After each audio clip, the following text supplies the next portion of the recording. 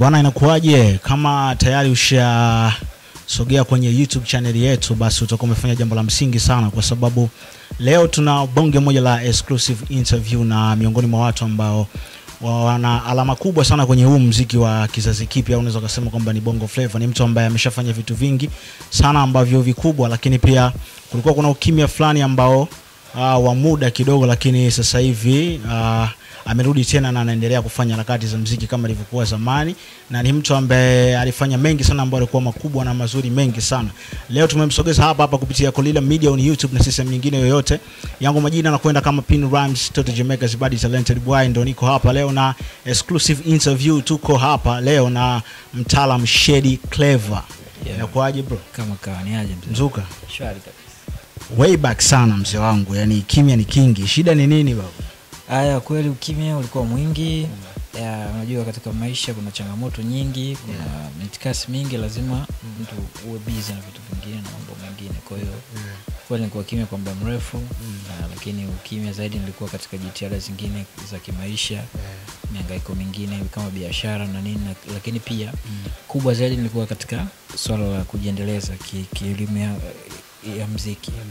Kwa nilikuwa nasoma masuala ya sound na nini na vitu vingine kama hivyo. Kwa hiyo sasa hivi ni muda sahihi wa mimi sasa kurudi kufanya kazi, kwa sababu watu wanadai touch zangu, wanadai mikono yangu, wanapenda kazi ninazozifanya. Kwa hiyo wategemea sound bora sana kutoka kwa Clever Touch ile zaidi yalipokuwa mwanzo.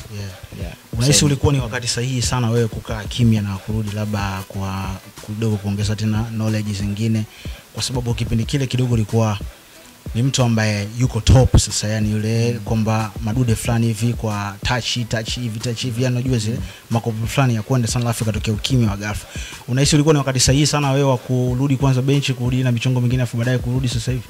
Hapa unajua kwenye maisha inatokea vitu. Kuna kama nilivyoongea mwanzo hapo, kuna vitu vilitokea kidogo katika maisha kwa upande wangu, vingine vya kifamilia, kwa namna moja au nyingine pia vilichangia mimi kuwa kimya. Kwa hiyo vitokea hivyo nikaona sasa ni bora naendelee kwanza kusubiri mambo ya muziki. So kama nilikuwa nafanya mara sio official, nilikuwa nafanya tu nyumbani kwa sababu na mobile studio nini, nafanya kwa sababu napenda muziki hivyo, lakini haikuwa official kabisa. Sasa nilikuwa nanitafuta tufanye kazi, fanya nini hivyo, niambia subiri tutafanya kazi, tutafika muda sahihi, kwa sababu pia nahitaji nijiendeleze, kwa sababu kipaji Mungu amenibariki na watu wameona kazi nilizofanya.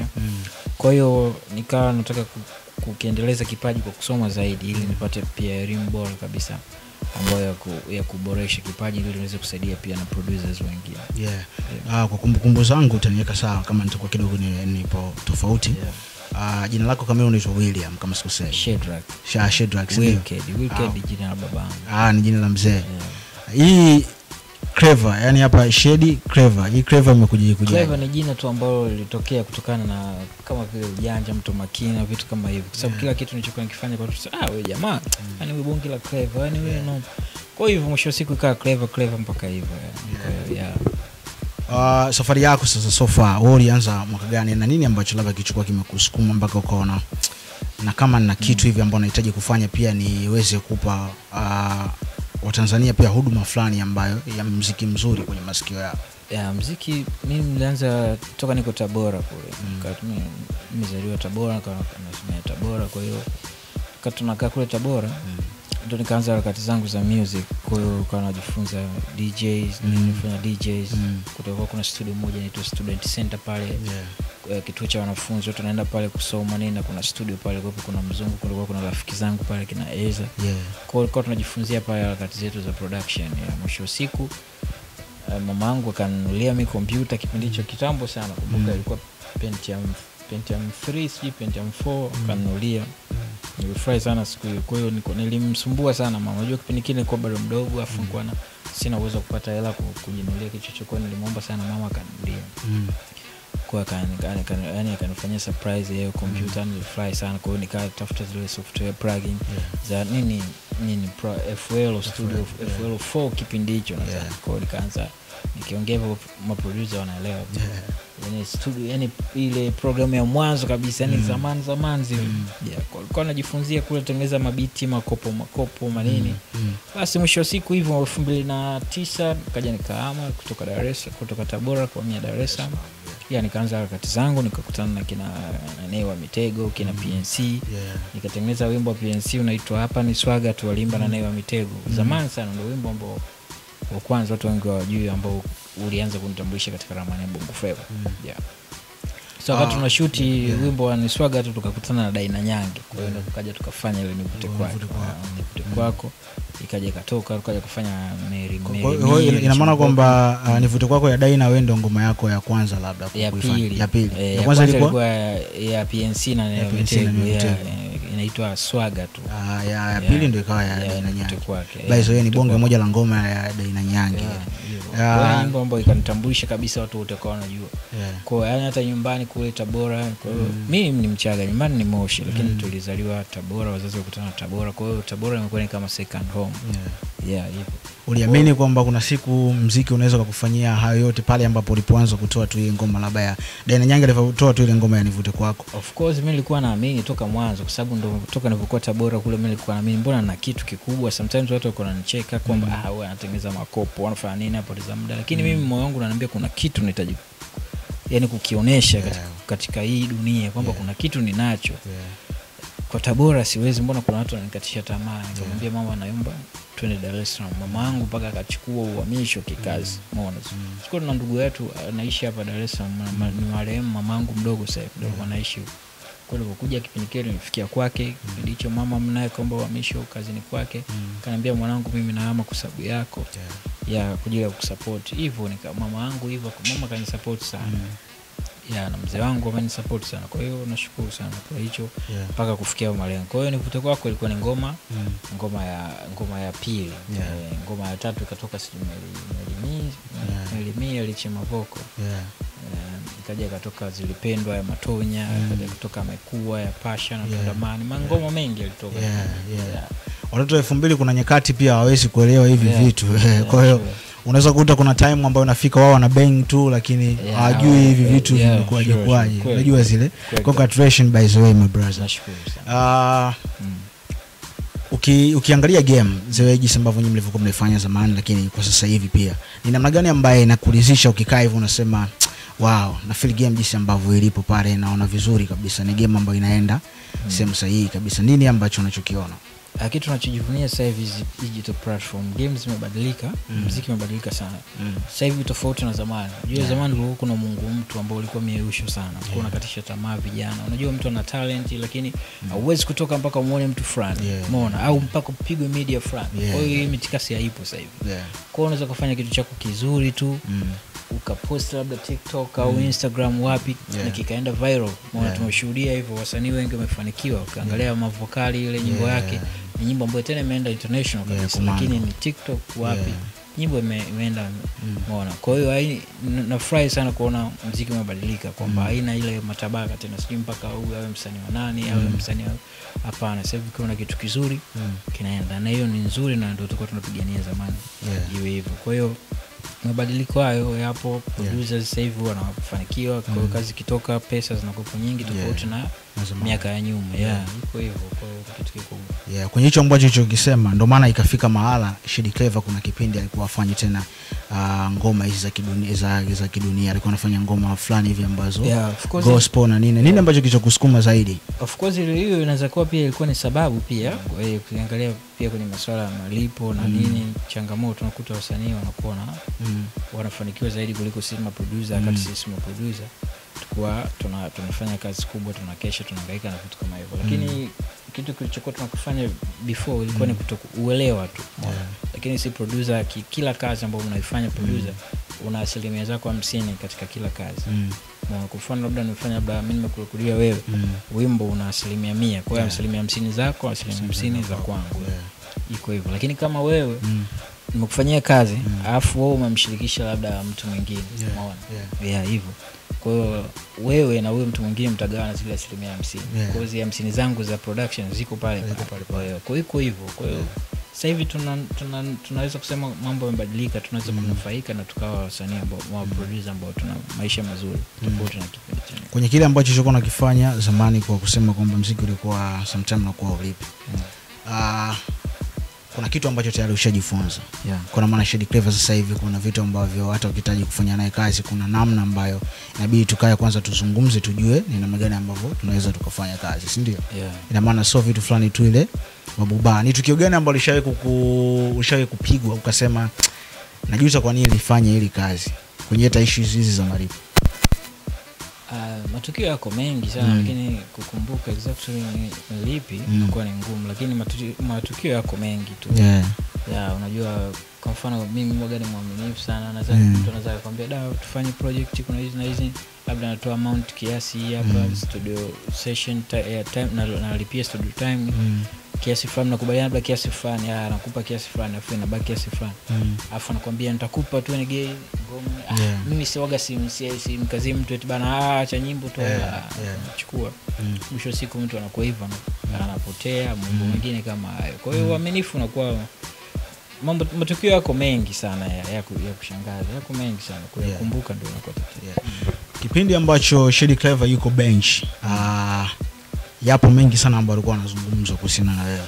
Kuna moja kati ya story ambazo pia zilikuwa zinazungumzwa mitaani kuwa Shady Clever hayuko sawa kabisa na Diamond. Na by the time kulikuwa kuna wao karibu pale nini, magoma fulani alikuwa anatoka na nini, baadaye ikawa kimya, baadaye Shady Clever ndio ikawa ile kimya kabisa. Nini shida ambayo ilikuwa imetokea labda wewe na Diamond? Hakuna shida yote iliyotokea, na sisi tuko sawa na hakuna sehemu ambayo nilisema hatuko sawa, hapana. Kwa sababu watu pia wana hiyo hitaji kwamba tunatamani pia kumuona kuna mkono labda wa Shady Clever pia Diamond katia verse pale nini. Kwa sababu chemistry yenu ilikuwa ni noma sana. Unajua labda kitu kinachofanya watu waone kwamba hatupo sawa, labda zamani sisi tulikuwa tuna ukaribu sana, unajua, afu majukumu yanaongezeka, unajua vitu ni vingi, majukumu ni mengi, lakini pia mimi hata hivyo nilikuwa pia sifanyi muziki. Maana hata mara mwisho nakutana naye tulikuwa kwenye show yake ile pale La Mada. Akaniambia fanya muziki, rudi fanya muziki. Nikamwambia sawa nitafanya, kwa sababu hivyo akanipa moyo kwa kufanya, kwa sababu pia nilikuwa bado najiendeleza mambo mengine kusoma na nini. Nikamwambia sawa. Kwa hivyo lakini kama naona bado muda utafika, umeona. Ilikuwa mwaka jana sio mwaka juzi, kwa hiyo nadhani sasa huu ndio muda sahihi nimekurudia. Hivyo kaniambia wewe na Diamond kwani mlikutana vipi kwanza? Tulikutana vipi? Tulikutana mpaka ikafika mahala pale pambo pa kufanya kazi. Tulikutana studio, alikuja studio. Basi nimtafuta, tukatafutana, kaja studio. Tukafanya tukaanza kufanya project kazi. Nilikuwa Tabata kule Dar es Salaam. Tukaanza kufanya hizo kazi. Kwa mara ya kwanza pale ambapo Diamond anakuambia kwamba kuna nyimbo ambayo nihitajika tufanye na Nio, nini ambacho kilikuwa kinakuja kichwani mwako kwa mara ya kwanza pale? Ni surprise, unashangaa. Kwa sababu hivyo unajua Nio ni msanii mkubwa, umeona. Ukiachilia mimi tu, mimi yeye mwenyewe, kwa hiyo ni watu ambao lazima tulikuwa tunashangaa, huyu ni msanii mkubwa, ameanza kuimba. Sisi labda tulikuwa tunafanya vitu gani, au tuko shule na tunasikia nyimbo zake so sexy nini vitu vingi. Kwa hiyo ilikuwa ni opportunity na ni kazi ambayo mtu anasema kweli. Kwa hiyo hivyo mwisho siku tukaenda Nairobi pale. Tukafanya voko zake.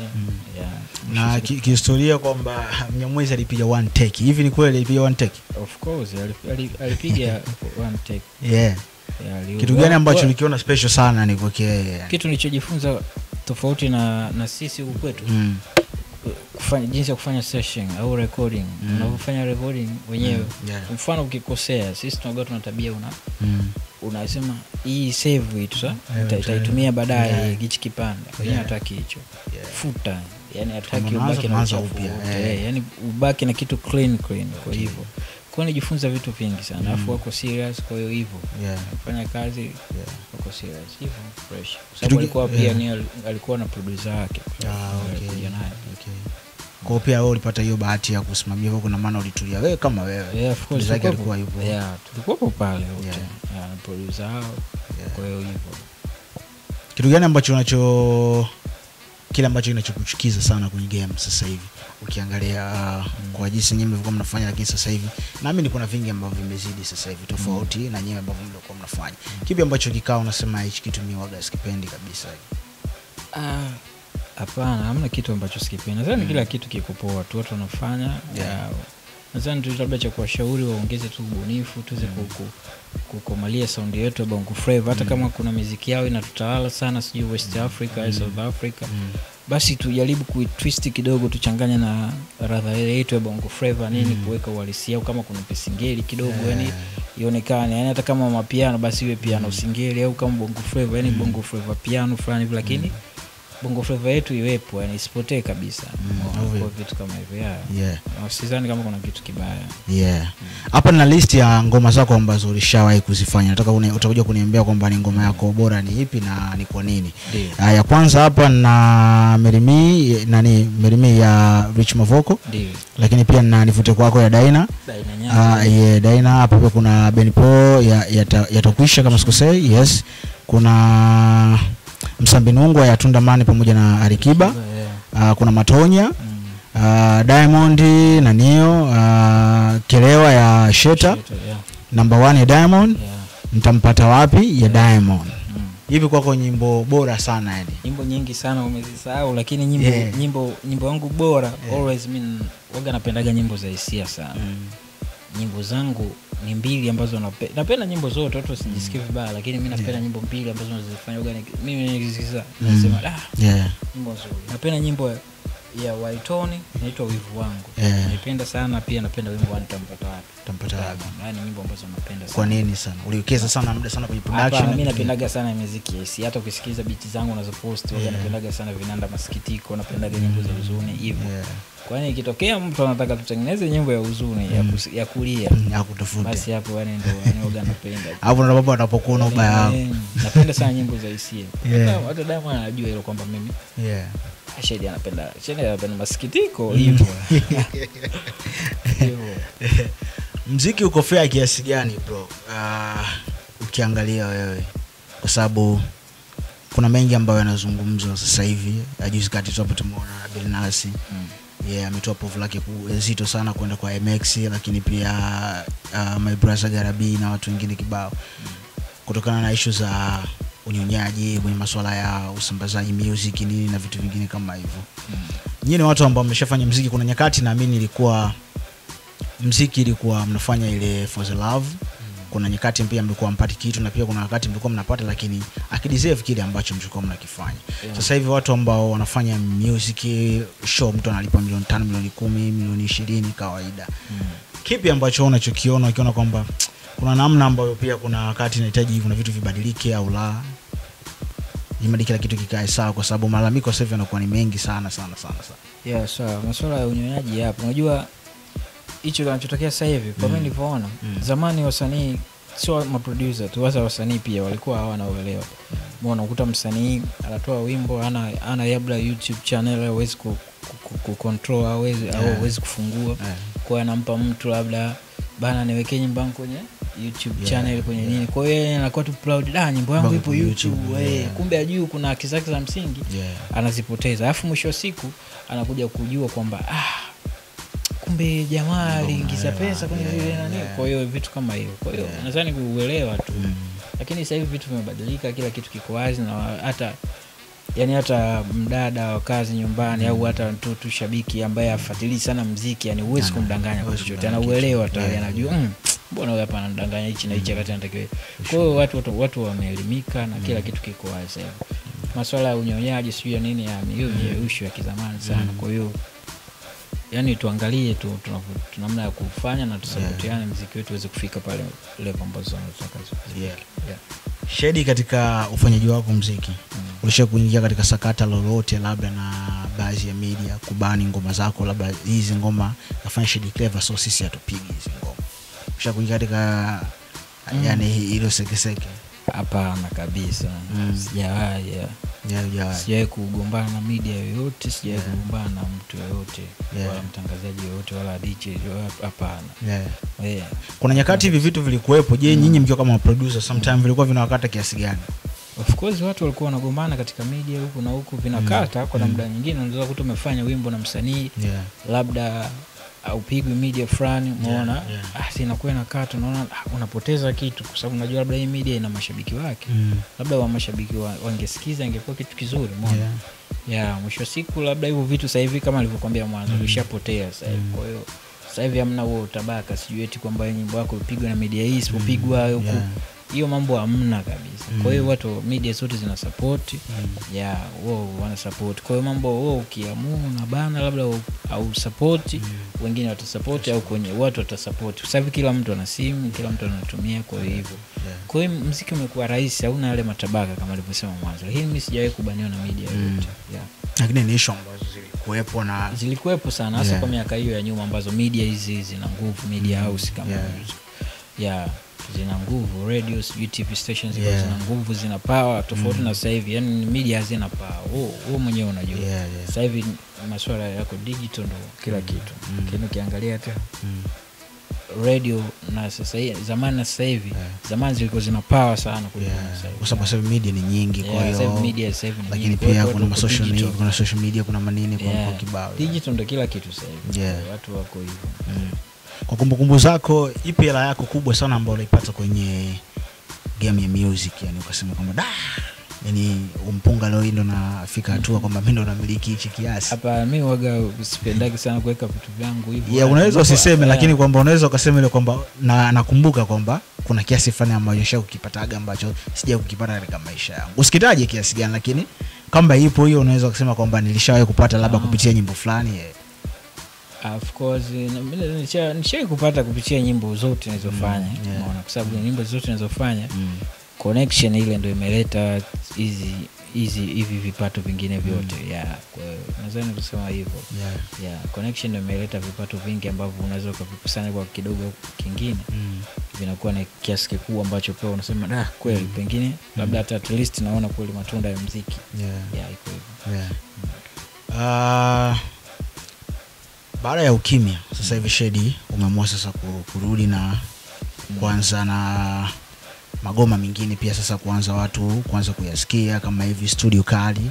Unajua zile. Kwa hiyo tunaamini kwamba tutapata sound heavy, touches za maana, kwamba watu wa feel kwamba yule Shady Clever wa zamani, kwamba Shady amerudi na amerudi kiutofauti kabisa. Nini ambacho kinachofuata sasa hivi? Sasa hivi watu tegemea tu sound mpya, sound mpya, Shady Clever, Clever touch. Watu tegemea sound mpya. Na pia sasa hivi lengo kubwa ambalo sasa nataka kulifanya, nataka tu niinue, yani nataka niwe na wasanii wawili au watatu wadogo ambao wapya, new generation.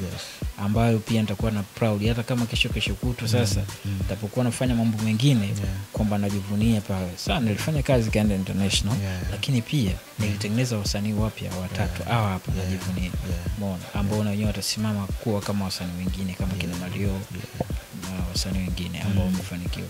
Kwa hiyo nataka kuwa proud kupitia hao vijana. Nipo nao na watengeneza, kwa hiyo hivyo nataka tu watu wawe surprise soon tu. Sasa hivi tupo katika hatua nzuri, tusha recording, tushafanya recording ya kila mtu ana ngoma. Kwa hiyo tutaangalia tu, tutaanza kuyatoa na nyinyi mtahitaji support yenu na nitawaalika kwa ajili ya kuweza kufanikisha hiyo.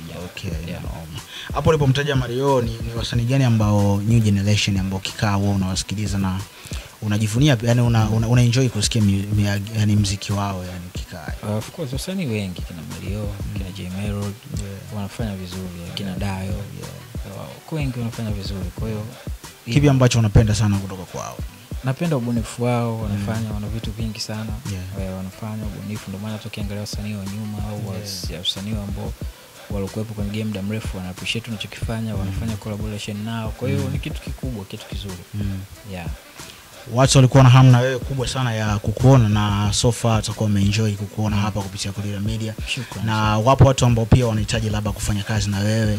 Ni namna gani ambavyo unaweza kukupata sasa Shady Clever wakitaka kufanya kazi na wewe? Of course watu wanaotamani kufanya kazi studio wanaweza kunicheck Instagram kupitia Shady Clever _, TikTok Shady Clever _ Facebook Shady Clever touches. Kwa hiyo watu wakaribie pia, au wanaweza kupiga simu namba 0626909090. Moja kwa moja wanakuja studio. Tunafanya hii studio ni ya wasanii wote, hamna, sio kwa ajili ya wasanii wakubwa tu. Mpata comment nyingi watu wanasema hii studio sio la Koma Star tu. Wasanii wote wadogo, wakubwa, na hasa wasanii wachanga ndio lengo hasa, kwa sababu tunataka tuwainue wafikie malengo yao. Kwa hiyo karibuni sana. Yani msiogope kuja studio, karibuni sana. hayo ni maneno ya Shady Clever. Ni brother ambaye anafanya game ya music ya Bongo Flava katika upande wa uandaaji. Yeye ni producer na amefanya mengi ambayo kwa mazuri kabisa, na ndio maana sisi tukaamua kufunga safari kutoka ambapo tulipotoka pale HQ of Entertainment Kolila Media mpaka hapa kwake kupiga ya story 2-3 kujua imekuwaje, na imekuwa exclusive interview moja nzuri sana na ambayo ilikuwa imekaa vizuri kabisa kitaalam kabisa. Yangu majina nakwenda kama Pino Rhymes, Studio Jamaica's body talented boy. Behind the camera yuko mwanangu Mufti. Hapa ni unyama tu wa kutosha kabisa. Hiyo utaipata kwenye Kolila Media pale kwenye YouTube, lakini unachotakiwa kufanya pale usisahau kusubscribe pamoja na kushare, lakini pia ukinikosa kwenye YouTube lakini unaweza kanipata kwenye Instagram page yangu ambayo natumia kama Pino_Rhymes. Njoo kwenye TikTok pia vile vile natumia kama Pino Rhymes, afu kila kitu kinakuwa fresh kabisa. Hii time ya kujiacha wanangu, sisi tunaondoka. Tutakutana tena sehemu nyingine na watu wengine wa kufanya tena exclusive interview nyingi sana kali na utazipata hapa kupitia Kolila Media. Mimi naitwa Pino Rhymes na bwaga for now.